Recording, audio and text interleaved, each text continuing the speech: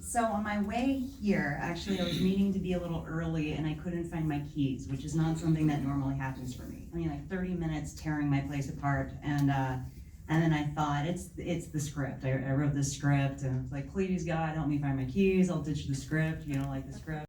The thing is I don't do real well with scripts because it's contrived. You know, I'm a feeling person. That's why I want to get up here and speak about integrity. That's something that you feel. So I'm just going to ditch this and I'm going to go off the cuff here. And thankfully, Cindy covered some of the things that helps with what I'm going to say. So something that I've observed, a theme over the last few years in politics, is noticing, as a behavior specialist, is noticing that our political leaders are displaying the same behaviors that I would expect to find in an emotional abuser and narcissist. And what I mean by that is gaslighting, scapegoating, isolating dissenting voices, silencing people. You know, a lot of us have noticed this over the last few years. So I have found this correlation to be a very interesting tool for me, because I know that someone standing in integrity is not going to also have the characteristics of an emotional abuser. So I find it really easy to use that as a measure for whether or not a political leader is deserving of my trust. So that's been really helpful and very eye-opening over the last few years. And so I just kind of used my intro there, but I'm gonna now leave the page.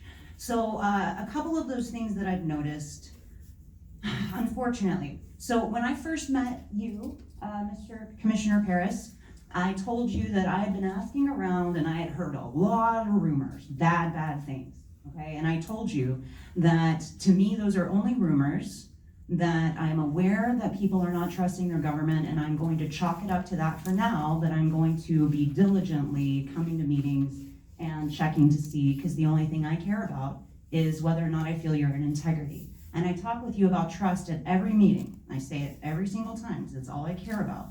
To me, the most important job that our sole commissioner has is to be standing in integrity. First and foremost, it's the most important job. Second is to hear what we have to say, because we are the checks and balances. We are the only checks and balances. The citizens are. We are also a public servant works for us.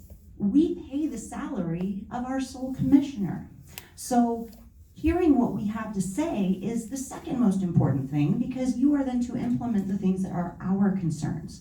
So that's where I started noticing some behaviors that I'm finding these traits also in our sole commissioner. I'm finding gaslighting. Cindy, thankfully, gave a whole bunch of examples of the gaslighting. We are intelligent creatures. We might not have all of the details, but we're trying, we're coming, and we're figuring it out. I remember at the last meeting, a woman stood up and asked about how are we supposed to know where the SPLOST funds are going if it can be changed legally? And the instant response from our sole commissioner was to say that he was offended that she would ask after everything he did to get her road paved. That's a non-answer. That is actually publicly shaming and discrediting the person asking the question. See, I've been noticing these behaviors. I've been noticing a lot of these behaviors. So when I went back in trying to learn what the heck a SPLOST is, I saw some videos from about 10 years ago where I discovered that there was a citizen of Union County that was asking questions. She was filing records requests, and she was taking her findings and filing complaints. And whether or not her findings were true, that was a lot of work and a lot of money that went into that. And she was behaving as the only checks and balances that our sole commissioner has. So his response, what I would expect as a response to that by someone standing in integrity, is to simply stand up, share the facts, and let them speak for themselves. Because the truth does not mind being questioned, ever.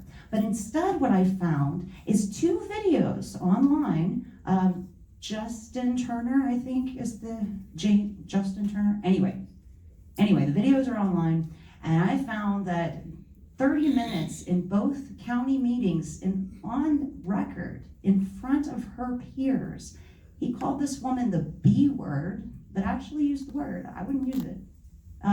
He called the man helping her a scumbag. He said that they are misfits that do not belong, and basically let it be known that anyone that goes along with it also is part of them and doesn't belong. And I have to say, I'm standing up here right now to protect my fellow citizens that are asking questions. I'm standing up here right now to say that we are the checks and balances, and we need to be safe. We need to know that we are not going to be destroyed publicly in our small community by asking questions. And I know that by simply shining a light on the behavior, it no longer has power. So if we see that happening, we now know what it is, okay? And I'm not here to attack you. I'm just here to share what I've discovered because I find it concerning. Thank you.